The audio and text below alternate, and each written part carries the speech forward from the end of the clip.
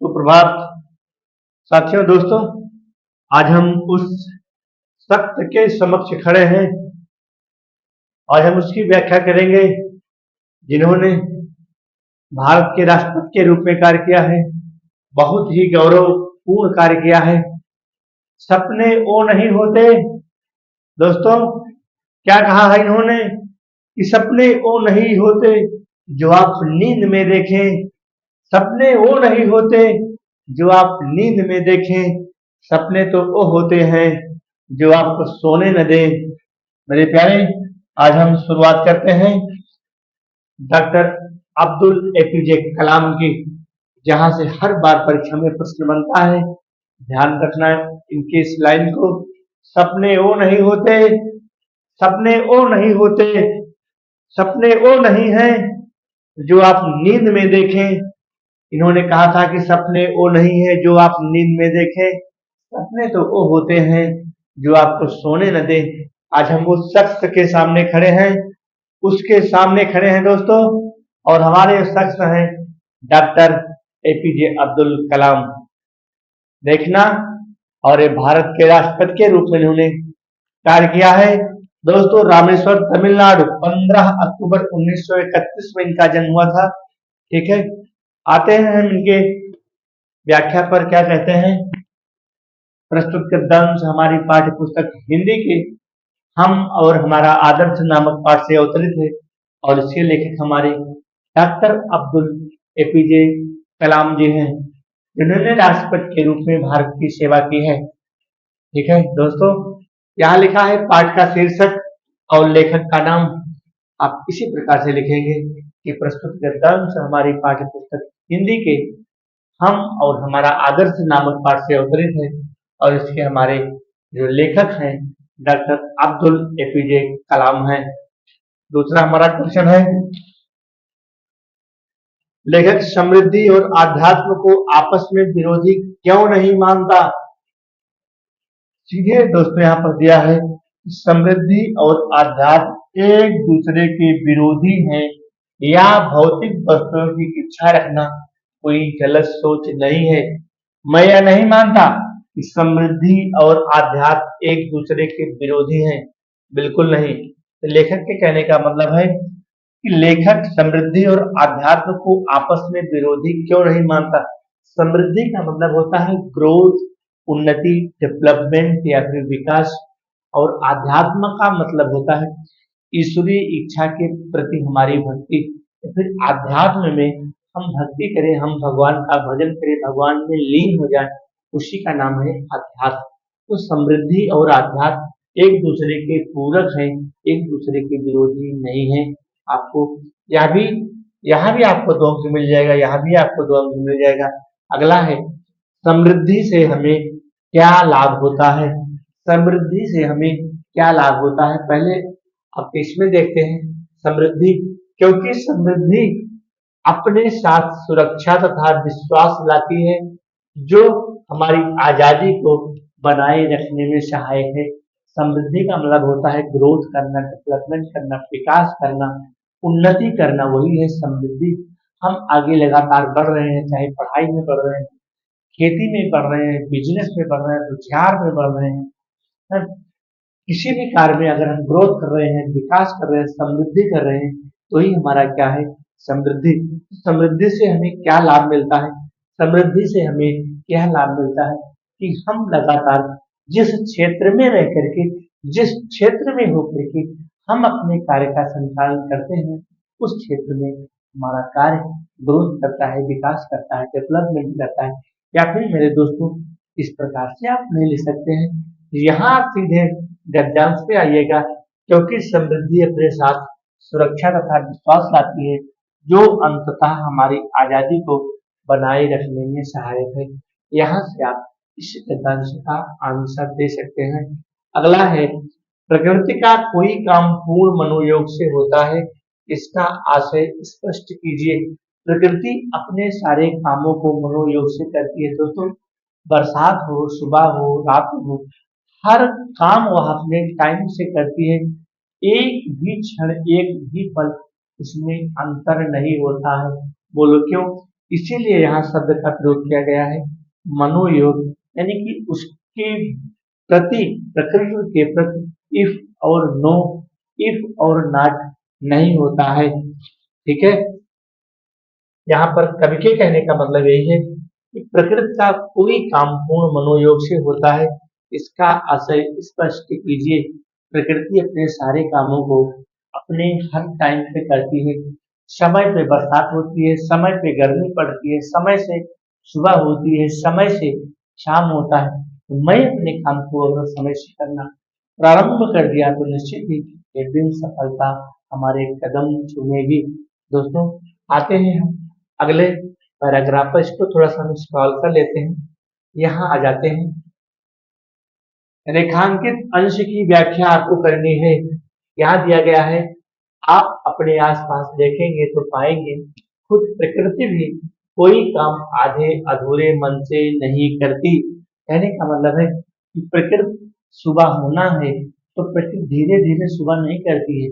उसका काम है सुबह करना, संसार को प्रकाशमान करना, संस्कार को अंधकार से मुक्ति प्रदान करना। तो दोस्तों, इसी प्रकार से आपको व्याख्या को बना के लिख देना है। मौसम में आपको फूलों की बहार देखने को मिलती है। भाई अगर अब इस सब जैसे मान लीजिए फल का समय आ गया, ठीक है, तो फिर वृक्षों में पुष्प आते हैं, फल आते हैं, फल बड़े होते हैं, फल पकते हैं। उसी प्रकार से सर्दी है, जाड़ा है, गर्मी है, बरसात है, सब समय से प्रकृति अपना काम अपने टाइम पर अपने मनोयोग से करती रहती है।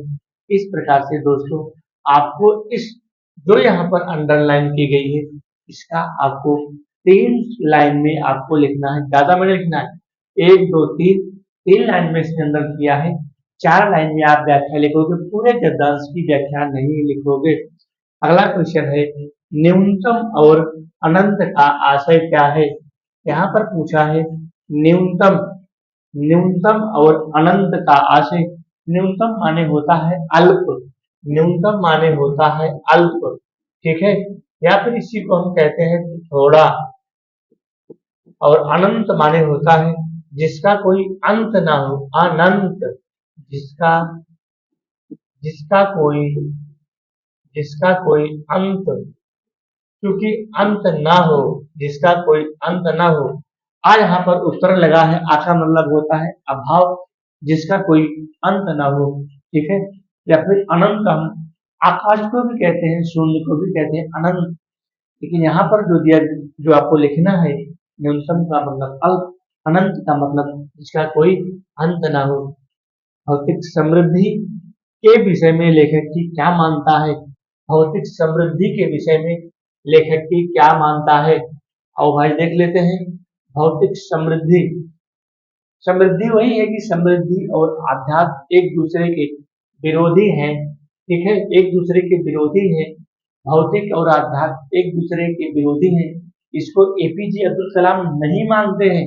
यहाँ ध्यान दीजिएगा, मैं यह नहीं मानता कि समृद्धि और आध्यात्म एक दूसरे के विरोधी हैं। कौन नहीं मानता? एपीजे अब्दुल कलाम नहीं मानते। इस प्रकार से यहाँ इस क्वेश्चन का मतलब हो जाएगा कि भौतिक समृद्धि अपने साथ क्या लाती है।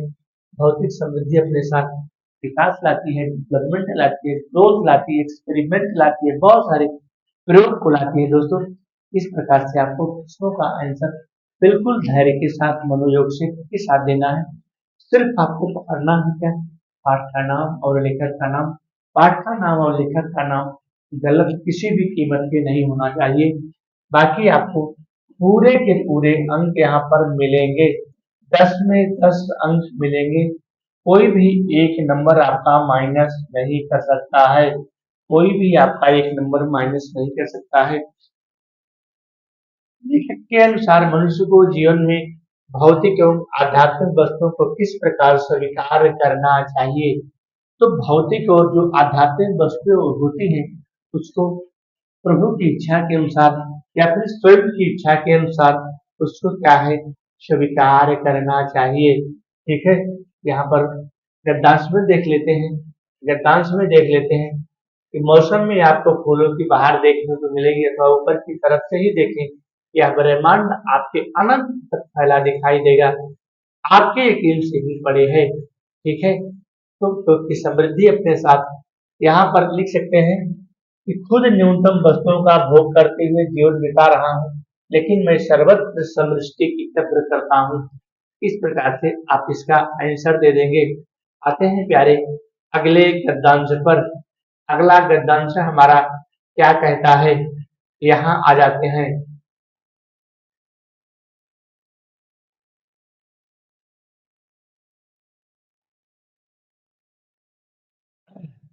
जो कुछ भी हम इस संसार में देखते हैं वह ऊर्जा का ही स्वरूप है, जैसा कि महर्षि अरविंद ने कहा था।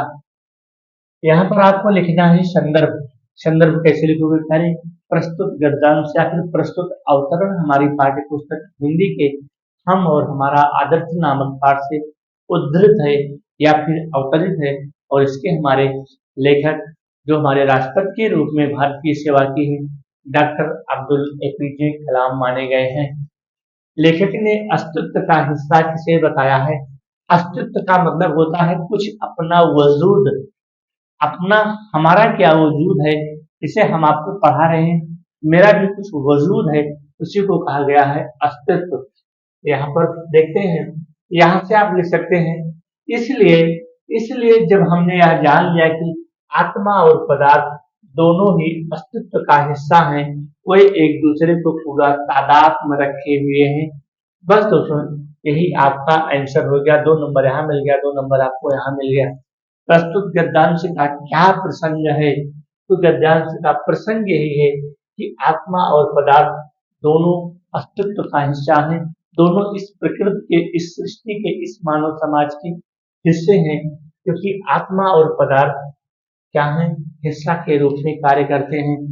प्रस्तुत गद्यांश लेखक के किस संपादित पुस्तक का अंश है? प्रस्तुत गद्यांश लेखक के किस संपादित पुस्तक का अंश है? ठीक है भाई, पुस्तक का नाम आपको बता देते हैं, कौन सा पुस्तक है।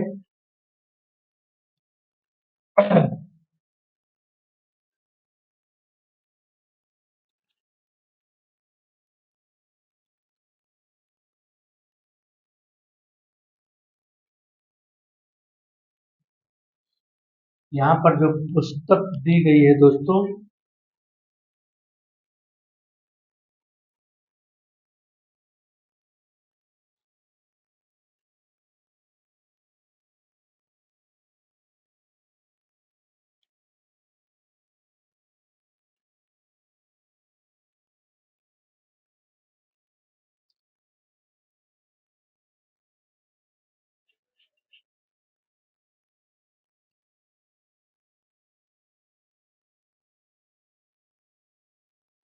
प्रस्तुत गद्यांश लेखक के किस संपादित पुस्तक का अंश है?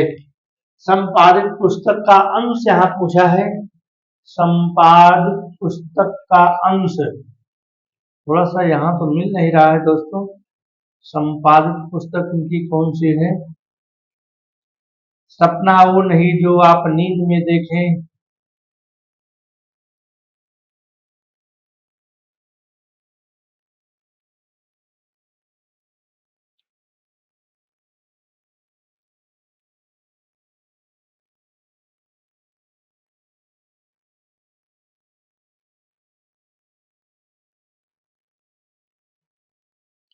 इसको मिसाइल मैन के नाम से भी जाना जाता है।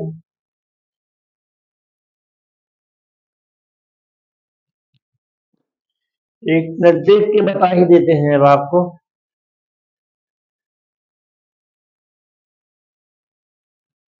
एपीजे अब्दुल कलाम की पुस्तक।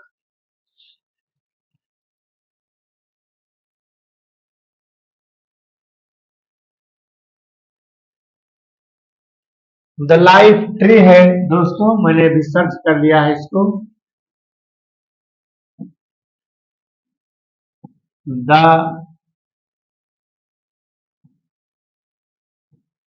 द लाइफ ट्री इसी पुस्तक का अंश है। ठीक है, प्रस्तुत गद्यांश लेखक के किस संपादित पुस्तक का अंश है?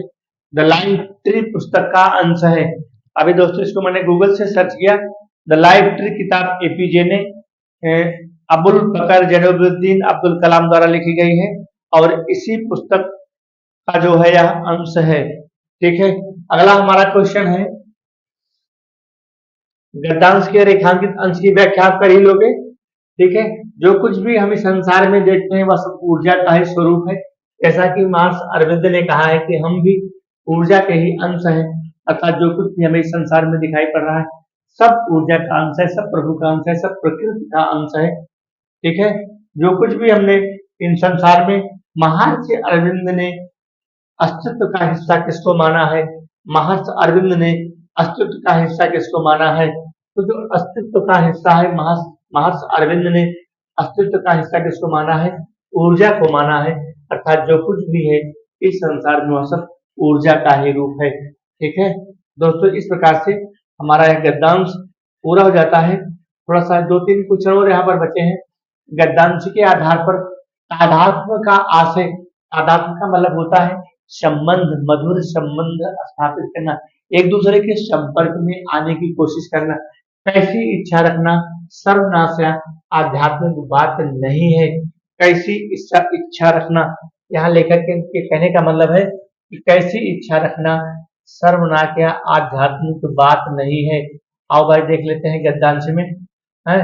यहाँ पर भौतिक पदार्थों की इच्छा रखना, दोस्तों देखिएगा, भौतिक पदार्थों की इच्छा रखना किसी भी दृष्टिकोण से सर्वनाट्या गैर आध्यात्मिक बात नहीं है।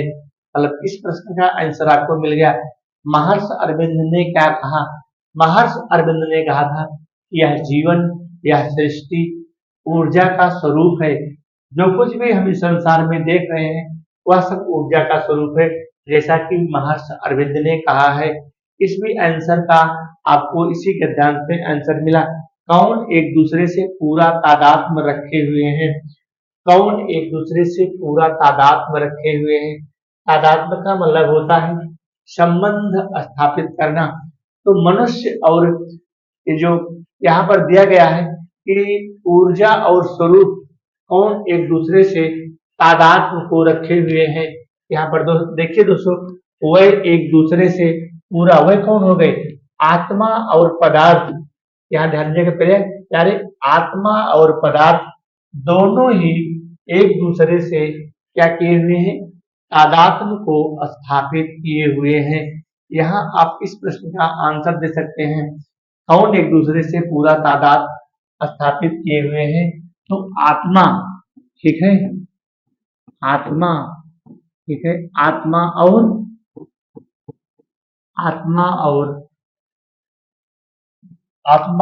व्यक्ति, आंसर हो गया। अस्तित्व और तादाद शब्दों का अर्थ स्पष्ट कीजिए।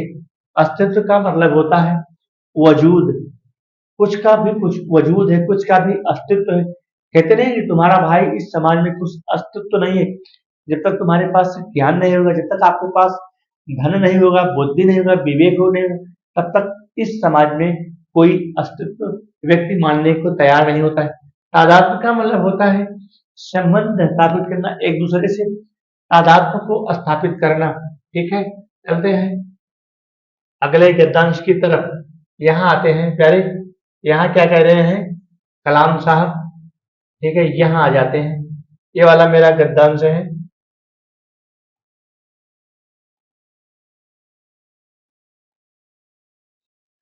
इसके बावजूद अक्सर हमें यही विश्वास दिलाया जाता है, न्यूनतम में गुजारा करने और जीवन बिताने में भी निश्चित रूप से कोई हर्ज नहीं है। गद्यांश एवं लेखक का नाम। साथियों, प्रस्तुत गद्यांश हमारी पाठ्य पुस्तक हिंदी के हम और हमारा आदर्श नामक पाठ से अवतरित है और इसके हमारे जो लेखक हैं डॉक्टर अब्दुल एपीजे कलाम है। ये तो हो गया उपयुक्त गद्यांश के लेखक एवं पाठ का नाम, एक चीज हो गई, गद्यांश का संदर्भ, दोनों एक चीजें हो गई। ठीक है, रेखांकित अंश की व्याख्या, न्यूनतम में गुजारा मतलब थोड़े में, अगर हमारे पास थोड़ी चीज जैसे विद्यार्थी जीवन होता है तो कम अल्प में ही गुजारा करना पड़ता है। वही यहाँ पर लिखा गया है कि न्यूनतम में गुजारा करने और जीवन बिताने में भी निश्चित रूप से कोई हर्ज नहीं है। अगर हम थोड़े खर्च में, थोड़े कपड़े में, थोड़े रहन सहन, थोड़े पैसे में गुजारा करके अपने जीवन को सफल कर लेते हैं दोस्तों, इसमें कोई हर्ज की बात नहीं है, कोई नुकसान की बात नहीं है, कोई परहेज की बात नहीं है। कोई शर्मनाक बात नहीं है। महात्मा गांधी ने ऐसा ही जीवन जिया था। उन्होंने एक कपड़े, आधी धोती दोस्तों पहनते थे और आधी धोती ओढ़ लेते थे। एक ही कपड़े में चरखा काट करके अपने जीवन का यापन किया था। इस प्रकार से आप इन दो लाइनों का यहाँ पर रेखांकित अंश की व्याख्या सुंदर ढंग से कर सकते हैं। मनुष्य को सदैव किस प्रकार की जीवन शैली अपनानी चाहिए? तो मनुष्य को आपकी ऐसी जीवन शैली, क्योंकि इससे वह तमाम जरूरतें पूरी होती हैं जो आपके भीतर की गहराइयों में उपजी हैं। ऐसी ही जीवन शैली व्यक्ति को अपनानी चाहिए जिससे हमारी तमाम जरूरतें पूरी होती रहें। यहाँ पर लिखा है, लेखक महात्मा गांधी के जीवन का उदाहरण देकर क्या स्पष्ट करना चाहता है? लेखक महात्मा गांधी के जीवन का उदाहरण देकर के स्पष्ट करना चाहता है कि अल्प चीजों में भी अपने लक्ष्य को, अपने टारगेट को पाया जा सकता है। जैसे विद्यार्थी जीवन होता है दोस्तों, विद्यार्थी जीवन क्या होता है? सुख आठिनाथ तो विद्या, विद्यार्थी को सुख नहीं है। कम खर्च में, कम किताबों में, कम कपड़े में, कम खान पान में अपने टारगेट को अचीव करना ही विद्यार्थी का परम कर्तव्य माना गया है। इस अनुसार आप लिख सकते हैं, लेखक के अनुसार किस प्रकार का जीवन व्यतीत करने में परेशानी नहीं है? अल्प जीवन व्यतीत करने में है। यहाँ पर लिखा है कि न्यूनतम में गुजारा करने और जीवन बिताने में निश्चित ही कोई परेशानी नहीं है। जब हमारी आवश्यकताएं कम होगी, अल्प में हम, कम में हम, हमारी आवश्यकताएं कम होगी तो हमें कोई परेशानी नहीं होगी। जितना हम काम फैलाएंगे उतना ही परेशानी बढ़ती चली जाती है। किस प्रकार का जीवन बिताने में हर्ज नहीं है? किस प्रकार का जीवन बिताने में, अर्थात निश्चित रूप से कोई हर्ज नहीं है। कैसा जीवन बिताने में? न्यूनतम जीवन बिताने में। क्या है? न्यूनतम जीवन बिताने में, न्यूनतम जीवन बिताने में कोई हर्ज नहीं है। अर्थात कम चीजों में, कम पैसे में, कम कपड़े में, कम रहन सहन में, कम खर्च में, इसी का नाम है न्यूनतम। न्यूनतम जीवन बिताने में साथियों कोई हर्ज नहीं है। ठीक है, चलते हैं अगले गद्यांश पर। इसी प्रकार से आपको गद्यांशों की प्रैक्टिस करना है प्यारे। जब आप गद्यांशों की लगातार प्रैक्टिस करते रहेंगे तो आपके क्वेश्चन गलत नहीं होंगे। उस गद्यांश का संदर्भ संदर्भ लगातार ही आपको बताते चले आ रहे हैं। प्रस्तुत गद्यांश हमारी पाठ्य पुस्तक हिंदी के हम और हमारा आदर्श नामक पाठ से अवतरित है। नोट करना, पाठ का नाम हम और हमारा आदर्श, हम और हमारा आदर्श। क्या क्या है? पाठ का नाम है, हमारे राइटर है डॉक्टर अब्दुल एपीजे कलाम। रेखांकित अंश की व्याख्या कीजिए। यहाँ पर जो 2.5 लाइन दी गई है इसी को पढ़ करके दोस्तों शब्दों को बदल करके आपको लिखना है। मैं तो बता ही दे रहा हूँ, फिर भी अगर आपको कुछ नहीं आता है इन्हीं लाइनों को सेम टू सेम उतार देना, पूरे नंबर आपको मिलेंगे। पीढ़ी दर पीढ़ी विश्वास को पुख्ता किया कि मजबूत और समृद्ध देश उन्हें अच्छा जीवन बिताना है। यह सच्चाई की आकांक्षा के अनुरूप ढल गई। ठीक है, G8 के नाम से पुकारा जाता है। G8 का मतलब होता है 8 देशों का एक ग्रुप बना हुआ है, उसी को G8 के नाम से पुकारा जाता है। और लोगों ने पीढ़ी दर पीढ़ी इस विश्वास को पुख्ता किया, इस विश्वास को अंजाम दिया कि मजबूत और समृद्ध देश तभी बन सकता है जब हम ग्रोथ करेंगे, समृद्धि करेंगे, विकास करेंगे, डेवलपमेंट करेंगे, जीवन को आगे बढ़ाएंगे। ठीक है, G8 के देशों ने किस विश्वास को मजबूत किया? वही कि पीढ़ी दर पीढ़ी हम विश्वास को बनाते हुए, अर्थात एक देश दूसरे देश के साथ लड़ाई झगड़ा नहीं करेगा, दंगा नहीं करेगा, हम आयात और निर्यात को अच्छे ढंग से करेंगे, तभी एक देश और एक दूसरा देश भी डेवलपमेंट कर सकता है। G8 के नाम से किसे पुकारा जाता है? G8 के नाम से 8 देशों का एक समूह है। इन राष्ट्रों को जिन्हों, अर्थात 8 देशों का एक समूह है। ठीक है, G8 देशों का एक समूह है। G8 देशों के नाम दोस्तों यहाँ पर आपको नोट कर देते हैं। G8 देशों के नाम भी आप जान लीजिए। एक हमारा है अमेरिका। ठीक है, कौन है? अमेरिका है G8 देशों में। ठीक है, जिसको हम कहते हैं संयुक्त राष्ट्र अमेरिका, ठीक है, संयुक्त राष्ट्र अमेरिका है। और यूनाइटेड किंगडम है, क्या है, यूनाइटेड, यूनाइटेड किंगडम है, यूनाइटेड किंगडम है, ठीक है। और अगला है फ्रांस, ये सब G8 देश हैं, फ्रांस है। और अगला है जर्मनी, नाम को जान लीजिए, एक दो नाम आप लिख देंगे काम हो जाएगा। जर्मनी है, और क्या है, इटली है, ठीक है, इटली हो गया। और क्या हो गया, कनाडा हो गया। और क्या हो गया, कनाडा हो गया। जापान हो गया, कनाडा हो गया, जापान, ठीक है। ये हमारे क्या है, G8, कनाडा हो गया, फ्रांस, पश्चिमी जर्मनी हो गया। हाँ,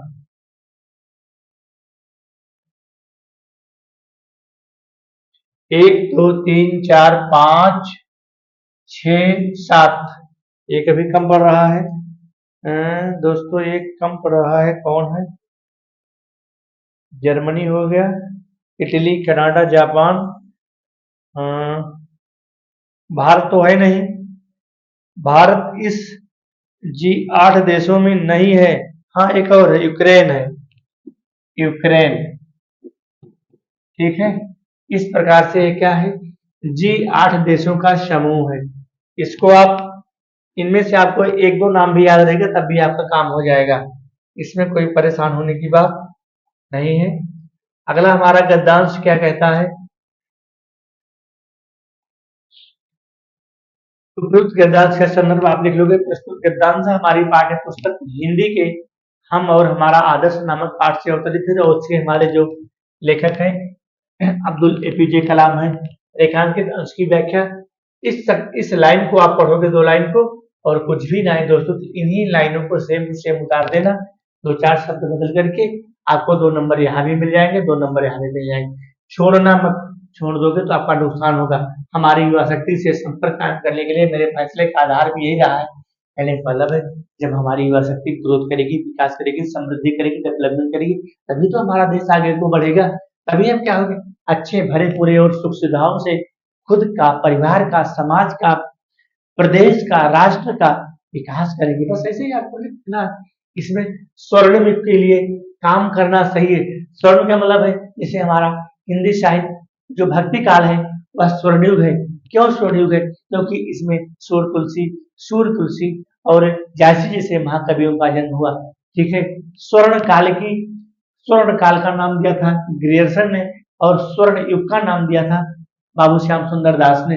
ध्यान रखना इसको। हम अपने आसपास प्यार तथा खुशियों का प्रसार कब कर सकेंगे, हम अपने आसपास प्यार तथा खुशियों का प्रसार कब कर सकेंगे, तो गद्यांश में देखिए, यहाँ पर देखिए दिया गया है, अपनी आत्मा को अभिव्यक्ति दे, और इस तरह हम अपने आसपास प्यार और खुशियों का प्रसार। अभिव्यक्ति का मतलब होता है, अभी क्या है, हमारा उपसर्ग है, अभी क्या है, हमारा एक उपसर्ग है, अभी क्या है, हमारा उपसर्ग है, ठीक है। स्वर्णिम युग के लिए क्या कार्य कब सही है, स्वर्णिम युग के लिए क्या कार्य कब सही है, सही है कि हम अपनी आत्मा और व्यक्ति को मुहैया प्रदान करें, सहायता प्रदान करने। लेखक का युवा शक्ति से संपर्क कायम करने के फैसले का आधार क्या रहा है, तो लेखक का यहाँ पर, लेखक का जो है हमारे युवा शक्ति से संपर्क कायम करने के लिए आधार यही रहा है कि उनके सपनों को जानना और उन्हें बताना, कि अच्छे बुरे बड़े सुख सुविधाओं से जीवन के सपने को देखना, बस यही इसका आंसर हो गया। और यहाँ पर हमारे युवाओं के फैसले का आधार क्या है, हमारे युवाओं के फैसले का आधार, यहाँ पर आधार की बात कर रहा है, आधार, ठीक है।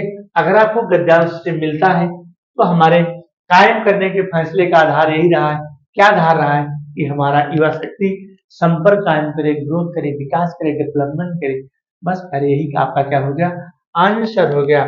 इस प्रकार से आप अपने प्रश्नों का आंसर दे सकते हैं। अगला है, आखिर वह क्या है जिसके कारण यह संभव हो सका, ठीक है। गद्यांश को आप पढ़ लीजिएगा, हम आते हैं आंसर पर। उपयुक्त गद्यांश का संदर्भ, संदर्भ आपको अभी बताते चले आ रहे हैं। प्रस्तुत गद्यांश हमारी पाठ्य पुस्तक हिंदी के हम और हमारा आदर्श नामक पाठ से अवतरित है। यहाँ पर हो गया रेखांकित अंश की व्याख्या। ये जो अंडरलाइन दिया गया है इसी को आपको दो चार शब्दों को बदल करके दोस्तों लिख देना है। युवा छात्र जिम्मेदार और ज्ञानवान नागरिक कब नहीं बन सकते हैं? नहीं बन सकते। कब नहीं बन सकते? जब तक हमारे विद्यार्थियों और युवाओं को यह भरोसा नहीं होगा कि वो जिस कार्य को कर रहे हैं उसमें उनको क्या लाभ है क्या नुकसान है, तब तक वह जिम्मेदार और ज्ञानवान नागरिक नहीं बन सकते। लेखक युवा छात्रों को कौन सी प्रमुख बात सीखने के लिए कहता है? यहाँ जाइए। लेखक युवा छात्रों के लिए कौन सी बात सीखने के लिए कहता है? अर्थात बुनियादी बात, यहाँ पर ध्यान देना दोस्तों, बुनियादी बात को जो आपको समझनी चाहिए वह है कि हम जीवन की अच्छी चीजों को पाने का हक रखते हैं। बस यही आपका क्या हो गया? आंसर हो गया। अगला गद्यांश है, बस लास्ट गद्यांश है। अगला गद्यांश है, ये कहां से तुम चले आते हो भाई, हटो यहां से।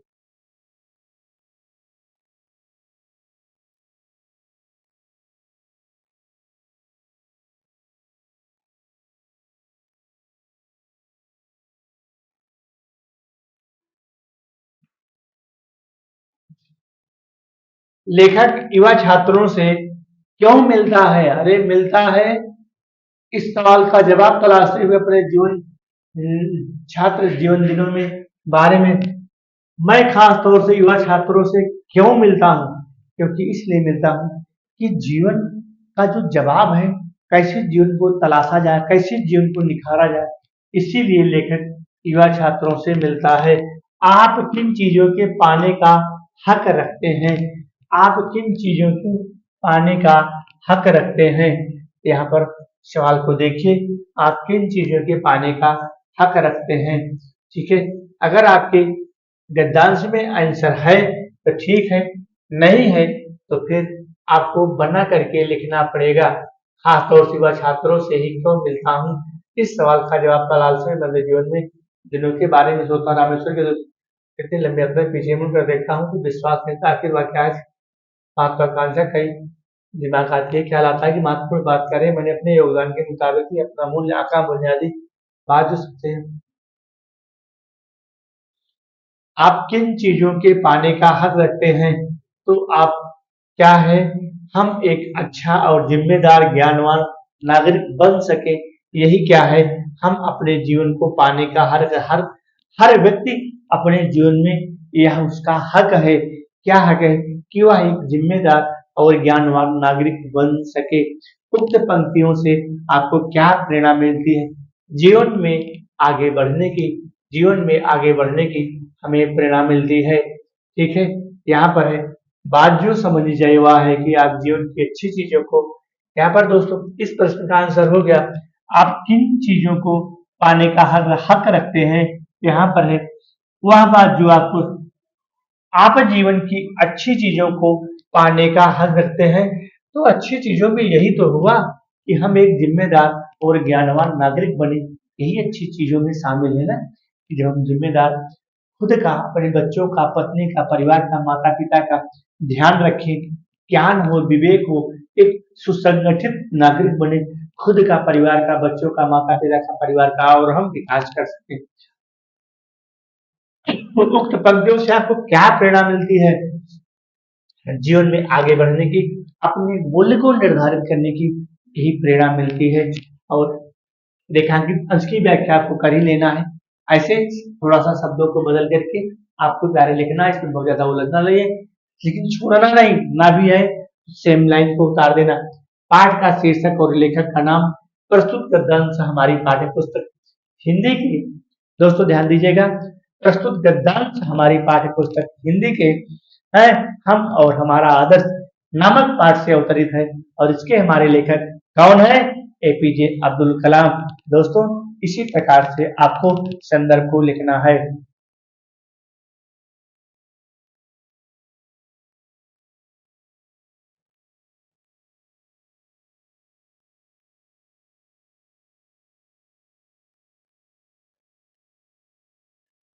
धन्यवाद।